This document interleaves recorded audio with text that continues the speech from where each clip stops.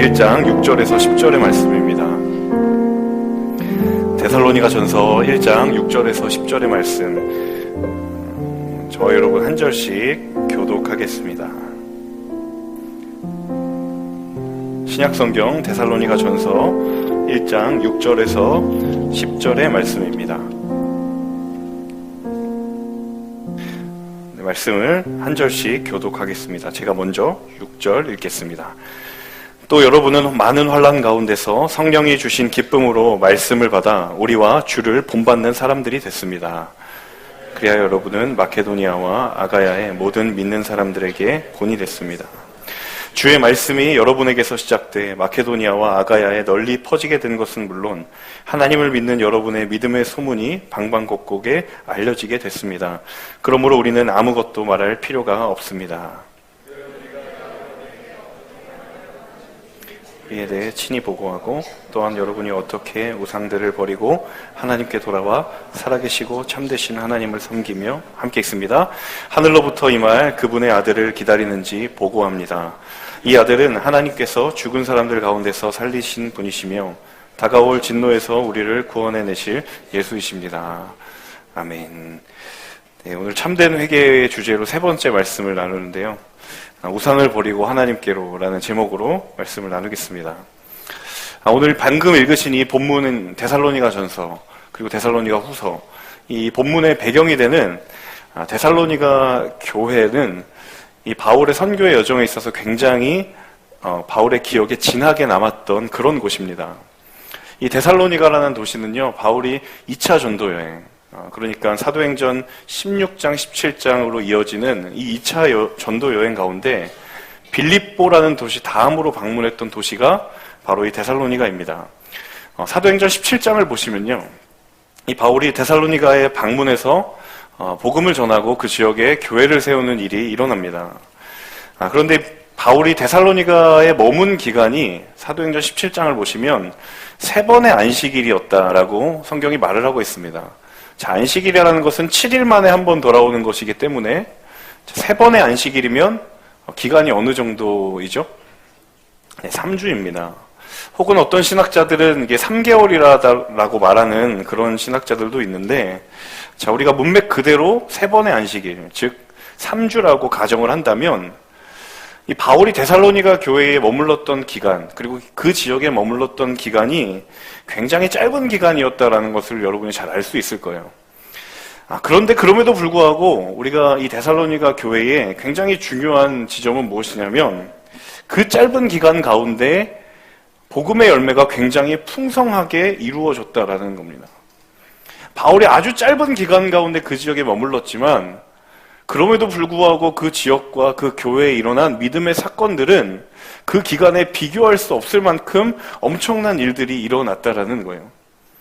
그래서 이 데살로니가 전서의 서두에 보시면 바로 그 데살로니가 교회의 아름다운 믿음의 모습들을 기억하고 바울이 그것 때문에 너무도 감격하여 감사하는 고백을 시작부터 하고 있다는 것을 알고 있습니다. 우리 오늘 본문의 바로 앞절인 5절의 말씀을 자막을 통해서 함께 읽어보면 좋겠습니다. 5절의 말씀 함께 읽습니다. 이는 우리의 복음이 여러분에게 단순히 말로만 전해지는 것이 아니라 능력과 성령과 큰 확신 가운데 전해졌기 때문입니다. 우리가 여러분 가운데서 여러분을 위해 어떤 사람이 됐는지 여러분이 잘 알고 있습니다. 자, 3주밖에 머무르지 못했는데 이 5절을 보시면 그 짧은 시간임에도 불구하고 교회에 굉장히 풍성한 복음의 능력이 드러났다는 것을 알 수 있습니다. 자, 5절에 바울이 그렇게 이야기를 하죠. 복음이 여러분에게 말로만 전해지지 않았다. 그리고 능력과 성령과 큰 확신 가운데에 전해졌다라고 바울이 이야기를 해요. 자, 분명히 바울이 언어로, 입으로 그 복음을 전했지만 실제로 들은 그들이 삶에 일어난 변화들은 말에 있었던 것이 아니라 삶에 엄청난 변화가 있었다라는 거죠. 복음이 말뿐만이 아니라 능력으로 경험되고 그들의 삶 가운데에 굉장한 열매로 거두어지는 일들이 바울이 머물렀던 그 3주, 그리고 바울이 떠난 이후에 바울에게 들려온 소식을 통해서 아름다운 믿음의 일들이 계속적으로 일어나고 있었다라는 거예요. 자, 더 놀라운 고백은 6절에 있는데요. 오늘 본문의 서두죠. 6절에 보시면 다 함께 자막을 통해서 읽어보겠습니다. 6절 함께 읽습니다. 또 여러분은 많은 환난 가운데서 성령이 주신 기쁨으로 말씀을 받아 우리와 주를 본받는 사람들이 됐습니다. 자, 6절에 보시면 그들이 성령이 주신 기쁨으로 말씀을 받았다라고 말을 합니다. 어떤 표현일까요? 말씀을 바울이 전했는데 그 말씀을 그들이 듣는 사람들이 이건 하나님이 하시는 말씀이구나 라고 성령으로 기쁨으로 그 말씀을 받았다라는 거예요. 말씀을 전하는 사람 그리고 가르치는 사람의 입장에서 굉장히 영적인 보람을 느낄 때가 바로 이때입니다. 저도 말씀을 전하는 위치에 있고 또 무언가에 가르치는 위치에 있을 때 가장 보람을 느낄 때가 언제냐면 그 사람이 그 말씀을 흘려듣지 않고 마음으로 담는다라는 것을 느낄 때예요. 자, 여러분 같은 공간에 앉아 있어도 내가 하는 말을 상대방이 듣는 사람이 있고 듣고 흘리는 사람이 있죠. 자, 누군가는 그 말을 굉장히 듣고 마음에 담고 있는 사람이 있는가 하면 또 어떤 사람들은 말을 듣고는 있지만 나중에 그 이야기를 가지고 다시 이야기를 해보면 마음에 하나도 남아있지 않는, 그러니까 듣고는 있지만 귓가에 스쳐 지나가는 사람이 있다는 거예요. 저도 개인적으로 설교나 강의를 할 때 이것을 느낄 때가 있습니다. 지금 여러분 앉아 계신 여러분들 중에서도 어떤 사람은 정말 그 사람의 마음으로 이 말씀을 듣고 있구나라고 느끼는 그 느낌이 제 가운데 있다는 거예요. 모두가 전하는 말을 듣고 있지만 어떤 사람들은 그냥 흘려듣는 사람이 있고 또 어떤 사람들은 그것을 마음에 듣고 그 마음에 심는 사람이 있다는 거예요. 자, 바울이 복음을 전했을 때, 말씀을 가르쳤을 때 데살로니가 교인들의 수많은 사람들이 그 말씀을 마음으로 받았다는 거예요. 성령으로 기쁨으로 그 말씀을 받고 그리고 그 말씀이 그 삶의 씨앗이 되어서 열매가 이루어지는 그런 일들이 데살로니가 교회 가운데 일어났다는 거예요. 굉장히 바울에게는 영적인 기쁨이고 보람이죠. 근데 문제는 무엇이냐면 이 데살로니가 교회가 이런 영적인 열매를 사실은 기대하기 힘든 상황이었다라는 거예요. 그러니까 모든 조건이 그런 변화와 그런 성령의 능력을 받을 만했던 상황이 데살로니가 교회의 상황이었던 게 아니라 사실은 그 교회의 상황은 그런 일이 일어나지 않아도 하나도 이상하지 않을 만큼 굉장히 어려운 상황이 있었다라는 거예요. 크게 두 가지 때문에 그렇습니다. 이 데살로니가 교회에 어려웠던 두 가지 상황이죠. 첫 번째는 앞서 말씀드린 것처럼 바울이 굉장히 짧은 시간 머물렀기 때문이에요. 자, 3주간의 가르침 혹은 말씀, 복음을 들으면서 어떤 사람이 변화된다라는 것, 물론 하나님께서 강권적으로 역사하시면 그 일이 일어날 수 있지만 사실 3주라는 시간은 어떤 한 사람이 혹은 어떤 한 공동체가 변화되기에는 굉장히 부족한 시간입니다. 당시의 교회가 지금처럼 이렇게 보이는 건물이나 혹은 이런 공간에서 어떤 조직적으로 이루어지는 형태가 아니었지만 적어도 바울이 데살로니가 교회를 세웠다면 그 교회의 리더십을 세우고 또 말씀을 가르치고 양육하는 그 모든 시간을 통틀어서 3주밖에 없다라고 한다면 굉장히 부족한 시간이었거든요. 그러니까 교회가 안정화되기에는 너무도 짧은 시간에 머물렀던 것이 바울의 굉장히 아킬레스건이었어요. 두 번째 이유는 이 교회가 굉장히 심한 박해의 상황에 있었던 거예요. 사실 이 상황은 바울이 3주밖에 이곳에 머무르지 못했던 상황과도 굉장히 연결되는 지점이 있습니다. 왜냐하면 사실 바울이 3주만 머물러 있으려고 했었던 것이 아니라 자신을 따라다니는 박해하는 이들 때문에 어쩔 수 없이 3주 만에 다른 곳으로 이동을 할 수밖에 없었던 거예요. 자, 떠난 이후에 이 교회에 어떤 일이 벌어졌을까? 당연히 모르긴 해도 그 교회의 믿음을 지키고 있었던 사람들에게 굉장한 박해와 굉장한 환난과 고난이 있을 수밖에 없었다라는 거죠. 그러니까 누가 보아도 믿음의 성장, 믿음의 열매를 거두기에는 이해할 수 없고 납득할 수 없는 불가능한 상황밖에 없었는데 그 교회에서는 성령의 능력이 일어나고 말씀을 기쁨으로 받고 놀라운 변화들이 일어났다라는 거예요. 자, 그렇기 때문에 그 상황 속에서 바울이 데살로니가 교회의 소식을 들었을 때 굉장히 염려하고 굉장히 걱정하였음에도 불구하고 그 교회가 그 걱정과 염려와는 다르게 놀라운 변화를 경험하고 놀라운 성장을 경험했다라는 소식을 들었다면 바울에게는 엄청난 감격이 있었던 거죠. 그런데 저는 이 대목에서 여러분과 함께 나누고 싶은 한 가지 질문이 있습니다. 그것은 무엇이냐면 도대체 무엇이 이런 변화를 가능하게 했을까라는 거예요. 자, 누가 보아도 이런 변화는 불가능해 보이는 상황이었지만 그럼에도 불구하고 이 교회에 무엇 때문에 도대체 이 변화가 일어났을까라는 질문이에요. 데살로니가 교인들은 무엇 때문에 이런 변화를 경험했느냐라는 거죠. 저는 오늘 이 물음에 대한 대답을 말씀을 통해서 함께 나누며 바라기는 저와 여러분 가운데서도 이러한 은혜와 축복이 있기를 주님의 이름으로 간절히 소망합니다. 우리의 상황이 비록 은혜의 성장과 믿음의 감격을 거둘 수 없는 상황이라 하더라도 그럼에도 불구하고 하나님이 우리를 자라나게 하여 주시고 성령으로 능력을 더하여 주시고 은혜를 부어주시는 그 놀라운 비결이 데살로니가 교회에도 있었다면 오늘 우리에게도 동일하게 임하게 될 줄로 믿습니다. 그 비밀을 우리가 함께 나누기를 소망합니다. 이 바울이 극찬했던, 감격했던 이 데살로니가 교인들의 영적인 능력의 근원은 바로 오늘 본문 9절에 있습니다. 우리 9절의 말씀을 함께 읽겠습니다. 함께 읽습니다. 그들은 우리가 여러분에게 어떻게 환영을 받았는지 우리에 대해 친히 보고하고 또한 여러분이 어떻게 우상들을 버리고 하나님께 돌아와 살아계시고 참되신 하나님을 섬기며. 자, 사도 바울로부터 데살로니가 교인들이 칭찬받았던 영적인 변화의 뿌리에는 무엇이냐면 오늘 말씀의 제목처럼 그들이 우상을 버리고 하나님께 돌아왔다라는 거예요. 자, 오늘 이게 오늘 설교의 결론입니다. 그들의 변화의 근원은 그들이 우상을 버리고 하나님께로 돌아왔기 때문이라는 거예요. 자, 여러분 이 말이 어떻게 들리시나요? 그들이 우상을 버리고 하나님께 돌아왔다. 이 말이 과연 어떤 의미를 가지는 것일까? 조금 쉽게 생각하면 그들이 하나님을 믿기로 결정했구나. 혹은 이제 교회 다니기로 결심했구나.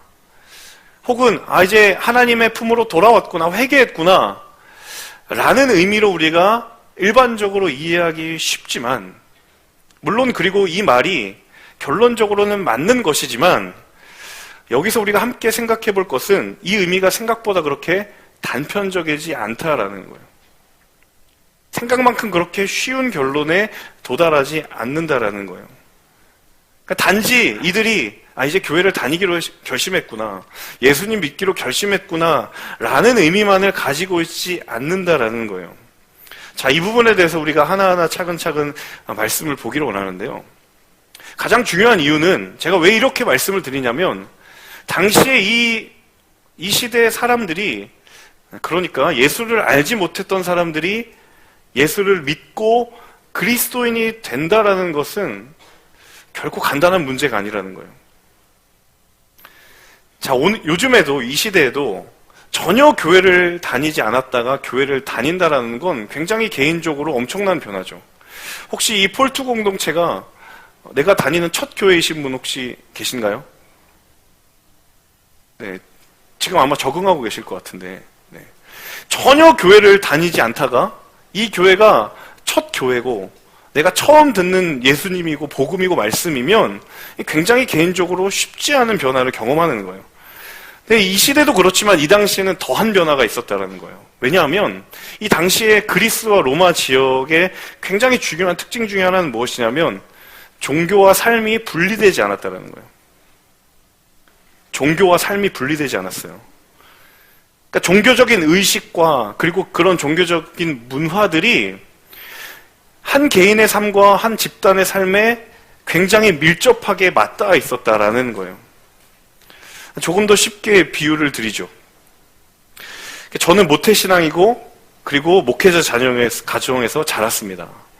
저에게 이 교회는 종교라는 것, 그런 의미보다는 그냥 친숙한 삶의 일부예요. 그러니까 집도 당시에 제가 자랐을 때 집 자체도 교회 안에 있는 경우가 많았어요. 교회 안에 사택이 있었기 때문에. 그리고 아니면 교회와 굉장히 가까운 거리, 걸어가면 바로 교회가 옆에 있었고, 그래서 제 귓가에는 늘 교회의 찬양 소리가 있었고 예배의 자리가 있었고, 그래서 그러다 보니까 저에게는 교회는 종교라는 느낌보다는 그냥 놀이터 같은 그런 느낌이에요. 그러니까 당시에 수많은 신들을 섬겼던 수많은 사람들이 종교를 바라보는, 그리고 신을 바라보는 느낌이 바로 이런 느낌이었더라는 거예요.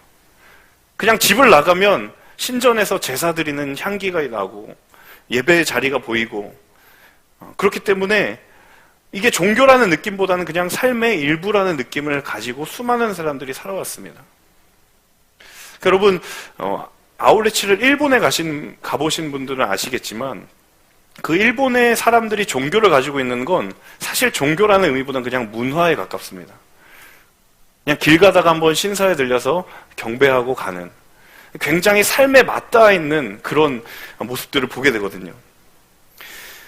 그러니까 그 당시에 기독교와 다른 종교를 가진 사람은 있지만 적어도 종교가 없는 사람은 없었던 거예요. 그만큼 종교와 삶이 밀접한 시대가 그런 시대였다라는 거예요.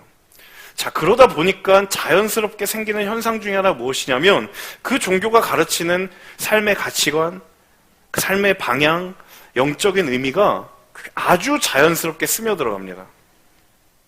이 말은 바꿔 말하면, 바울이 이방인들을 돌아다니면서 선교했던 그 복음의 의미가 그들의 마음 가운데 심기어지기가 굉장히 쉽다, 어렵다? 어렵다라는 거예요. 다 듣고는 있지만 그냥 그 내가 믿는 신도 그렇고 저 바울이 전하는 예수도 그렇고 그냥 여러 신들 중에 하나였던 거예요. 그냥 그런 신이 있구나, 그냥 듣는 거예요. 근데 아무런 변화가 그들 가운데 일어나지 않는다라는 거예요. 왜냐하면 어릴 때부터 그들은 수없이 많이 그리스와 로마의 신들에 대한 개념을 교육받지도 않았고, 그들의 삶에 그냥 옆에 신전이 있었고 재물이 있었고 음식이 있었고 그냥 자연스럽게 흡수하고 받아들였다라는 거예요. 근데 문제는요, 데살로니가 교인들이 과거에 그런 사람들이었다는 거예요. 그러니까 과거에 예수님과 전혀 무관한 삶을 살았던 사람들이 바로 이 사람들이었다는 거예요. 그들이 교인이기 이전에 그들도 다른 신들을 섬기고 쉽게 그리고 친숙하게 제단에 가서 재물을 먹고 제사를 드리는 그런 사람들이었다라는 거예요. 그러니까 철저하게 예수와 무관한 방향성과 가치관과 정체성을 가지고 있었던 사람들이 바로 데살로니가 교인들이에요. 그러니까 그런 맥락 속에서 아까 이 구절에 그들이 우상을 버리고 하나님께로 돌아왔다라는 건 단지 종교를 바꿨다라는 의미가 아니라 그들이 삶의 근본이 바뀌었다라는 거예요. 그들이 가지고 있었던 인생의 가치관이 변하고 그들이 가지고 있었던 인생의 모든 방향성이 완전히 변하는 일이 바로 우상을 버리고 하나님께로 돌아왔다라는 이 한마디의 말에 함축되어 있다라는 거예요. 그리고 성경이 말하는 회개는 바로 그런 것이다 라고 이야기하고 있는 거죠. 그래서 저를 한번 같이 따라해 보시겠어요? 회개는 정체성의 변화입니다. 회개는 정체성의 변화예요. 이 데살로니가 교회의 교인들에게 예수 그리스도를 만나기 이전에 저마다 가지고 있었던 삶의 가치관과 방향성이 분명히 있었을 것입니다. 그런데 그들이 예수를 만나고 경험했던 변화가 무엇이냐면 우상을 버리고 하나님께 돌아왔다라는 거예요. 자기가 지금까지 확신하고 옳다고 생각하고 그렇게 살아왔던 것, 이것이 내 삶의 정체성이다, 나를 말할 수 있는 것이다라고 확신하면서 살아왔던 것들, 하지만 그것이 복음을 들은 이후에 하나님과 그것이 무관했구나라고 깨닫고 하나님 앞에서 모든 것을 포기하고 거기로부터 돌아가는 변화가 일어나는 것, 그리고 내가 다시 거기로 눈을 돌리지 않겠다라고 작정하는 그 결단이 일어나는 것, 이게 데살로니가 교회의 교인들이 경험했던 변화와 회개의 본질이었다는 거예요. 여러분, 회개는 그저 내가 죄를 고백하고 다시는 죄 짓지 않겠습니다 말하는 그런 자기 고백의 전부가 아니라는 거예요. 그들이 경험했던 회개는 이제 내가 다시 이전의 삶으로 돌아가지 않겠다라고 하는 이 자기 정체성의 변화였다라는 거예요. 내가 가지고 있었던 인생의 방향이 주를 향하여 가고 내가 지향하고 있었던 인생의 가치관이 하나님이 기뻐하시는 곳으로 가고 그런 변화들이 일어나는 것. 여러분 한번 상상을 해보세요. 당시에 어떤 한 사람이 이방인이었어요. 하나님을 전혀 알지 못해요. 집안의 가족들이 다 이방인이에요. 그리스신 섬기고 로마신을 섬겨요. 근데 그 중에 한 명이 예수를 알고 이제 내가 크리스천이 되겠다고 이야기하면 그 집에 가족 구성원 가운데 그 사람은 왕따가 되는 거예요. 그러니까 자신의 지금까지 몸담고 왔었던 인생의 가치관이 완전히 바뀌게 되면 그건 그냥 한 개인의 문제가 아니라 수많은 도전과 수많은 어려움에 노출받을 수밖에 없다라는 거예요. 그런데 그 모든 위기와 도전에서 그 한 사람을 지탱해 줄 수 있는 유일한 한 가지는 뭐냐면 내가 그리스도인이라고 하는 그 정체성. 내가 하나님의 사람이고 내가 이제 예수를 따르는 사람이다라고 하는 이 하나의 정체성이 그 모든 상황과 환경 속에 자신을 버티게 만드는 가장 유일한 이유가 된다는 거죠. 여러분, 회개라는 것을 막연하게 우리의 감정과 정서의 영역에만 여러분이 의존하신다면 여러분, 이 부분에 우리 가운데 도전이 왔을 때 우리는 여지없이 흔들립니다.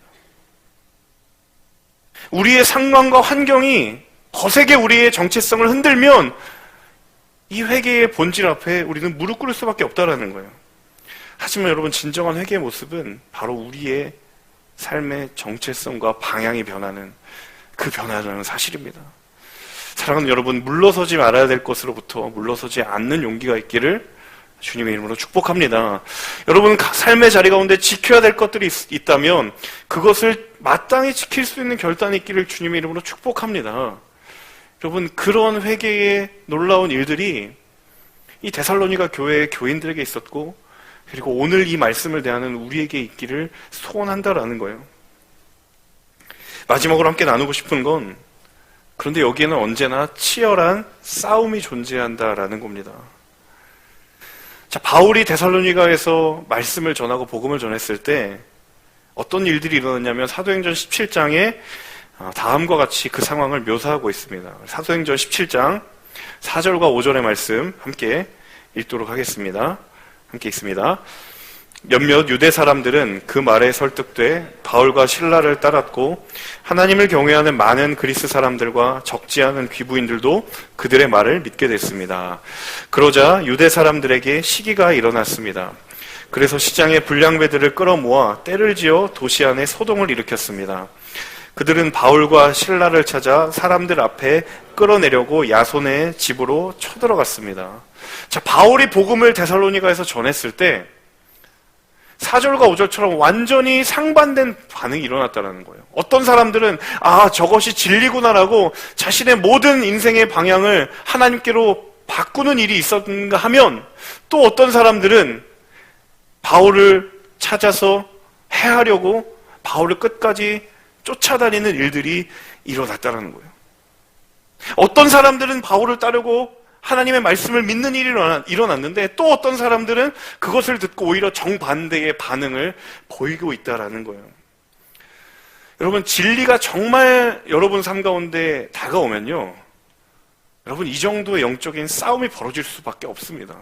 왜냐하면 하나님의 말씀, 하나님의 진리라는 건 우리의 인생을 바꾸고도 남을 만한 능력이 있기 때문에 내 안에 기존에 가지고 있었던 하나님과 무관한 인생의 가치가 있었다면 그 진리가 나에게 다가오면 반드시 싸움이 일어날 수밖에 없다라는 거예요.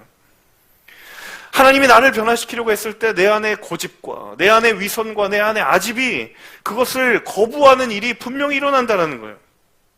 근데 여러분, 하나님의 말씀의 능력은 우리 안에 수많은 그 모든 것들을 변화시키고도 남을 만한 능력이 있는 줄로 믿습니다. 여러분, 그 능력을 믿으세요? 그 말씀이 내 삶을 변화시키고도 남을 만한 능력이 있다는 것을 여러분 믿으세요? 그래서 저는 하나님 앞에서만큼은 우리가 확고하게 붙들고 있는 이 절대라는 단어는 없다라고 저는 생각합니다. 내 안에 절대 변할 일이 없다라고 여러분 스스로 그렇게 다짐하고 있는 부분이 있다면 하나님 앞에서 변하지 못할 것이 없다라는 사실이에요. 여러분 스스로에게 한번 질문해 보세요. 내가 예수를 알고 난 이후에 내가 추구하는 인생의 방향과 가치관이 어떻게 바뀌었는지, 혹시 그때나 지금이나 변한 것이 없다라고 느껴지십니까? 여전히 내 안에 고집스럽게 붙잡고 있는 것이 있고 변해야만 하는 삶의 자리들이 여러분 보이시나요? 여러분, 예수 그리스도의 진리는 우리의 모난 성격과 그리고 우리의 방향성을 잃은 그 방향마저도 변화시킬 수 있는 힘이 있는 줄로 믿습니다. 성령의 임재를 경험하는 사람들은 언제나 그 놀라운 변화들을 경험했던 사람들이에요. 여러분, 무엇을 위해서 좋은 직장에 가려고 하세요? 여러분, 무엇을 위해서 많은 돈을 벌고 안정된 곳으로 나아가려고 하세요? 여러분, 그곳에 나아갔을 때 여러분은 그 다음에 여러분 무엇을 위해서 살아가기를 원하세요? 우리에게 이 대답이 아직 해결되지 않은 채 우리는 많은 사람들이 사회에 나갑니다. 그리고 그 혼란스럽고 빠르게 변하는 사회 속에서 그 질문을 찾으려고 해요. 그런데 참 안타깝게도 그 질문을 찾기에는 어쩌면 너무 늦은 시간이 아닌가라는 생각이 듭니다. 여러분, 하나님께 드리는 시간과 우리의 삶에 드리는 시간을 우리가 함께 생각하지 못하는 건 이 둘이 별개라고 생각하기 때문이에요. 하지만 진정으로 변화를 경험했고 하나님께로 돌이켰던 사람들은 결코 이 두 자리가 분리될 수 없다는 것을 깨닫았던 사람들입니다. 그래서 예배의 자리가 소중한 것이고 내 삶의 분주함도 예배의 자리를 틈탈 수 없다는 거예요. 참 개인적으로 안타까운 점들이 많이 있습니다. 불가피한 상황은 제가 어쩔 수 없지만 지켜야 될 자리에 적절하게 타협하는 일들이 우리 안에 너무도 많아요. 근데 이 자리와 내 삶의 자리가 별개라고 생각을 해요. 하지만 전혀 그렇지 않습니다. 우리 인생의 방향성을 고민하고 그리고 하나님이 기뻐하시는 자리로 나아가는 그 해답을 얻는 자리는 바로 이곳입니다. 그리고 그 답을 얻어 세상으로 나아가 여러분이 하나님이 기뻐하시고 온전하신 뜻을 드러내는 자리가 여러분이 가고자 하는 바로 그 삶의 자리들이에요. 좋은 직장, 안정된 직업, 그 답을 가지고 나아갔을 때 거기서 승리를 경험한다는 사실입니다. 여러분, 이 진정한 우상을 돌이키고 하나님께로 돌아왔던 이 데살로니가 교인들의 놀라운 변화가 오늘 저와 여러분 가운데도 임하게 되는 축복이 있기를 간절히 소망합니다. 여러분, 예배의 자리와 삶의 자리를 분리하려고 생각하지 마세요. 지금도 여전히 내 삶 가운데에 바쁘고 분주하고 내 진로를 결정해야 될 그 순간이 예배의 자리와 겹치면 나도 모르게 적절하게 적당한 타협을 하는 그 마음을 여러분 돌이키십시오. 바로 그것이 오늘 우리에게 있는 우상입니다. 바로 그것이 우상이에요. 그것을 돌이키고 하나님께로 돌아와 살아계시고 참되신 하나님을 만나는 자리, 그것이 데살로니가 교인들이 경험했던, 과거의 이방인이었던 그들이 경험했던 삶의 변화의 줄로 믿습니다. 여러분, 굉장히 흥미로운 사실은요, 이 사도 바울이 그것을 누구보다 변화를 경험했다는 사람이에요. 바울이 가장 그것을 극적으로 경험했어요. 예수를 알기 전에 자기가 가지고 있었던 율법의 지식이 가장 완벽하고 고상한 것이라고 생각을 했죠. 예수를 만난 이후에 모든 것을 다 해로 여기고 배설물처럼 버려버립니다. 그런 변화가 바울에게 있었기 때문에 데살로니가 교인들의 그 변화의 소식을 듣고 너무 기쁠 수밖에 없었던, 그들이 진짜 알게 되었구나, 그들이 진짜 경험했구나, 그들이 진짜 깨달았구나. 여러분, 이 변화가 저 여러분 가운데도 있을 수 있기를 주님의 이름으로 간절히 소망합니다. 여러분이 삶에 꽉 쥐고 있는 이 손의 힘을 한번 풀어보셨으면 좋겠어요. 그 손의 힘을 한번 풀어보세요. 그래야 여러분 삶 가운데 역사하시는 하나님의 그 섭리와 인도하심의 재료가 여러분 손에 쥐어질 수 있을 거라고 생각합니다. 오늘 하나님 앞에 우리 안에 뻣뻣하게 굳어져 있는 내 기준으로부터 가지고 있었던, 그것으로부터 왔던 그 모든 내 안의 힘이 풀어지는 역사가 있기를 간절히 축복합니다. 그것이 바로 오늘 하나님이 우리에게 요구하시는 진짜 회개의 본질인 줄로 믿습니다. 우리 다 함께 찬양하며 우리의 마음을 주께 드리며 나아가면 좋겠습니다.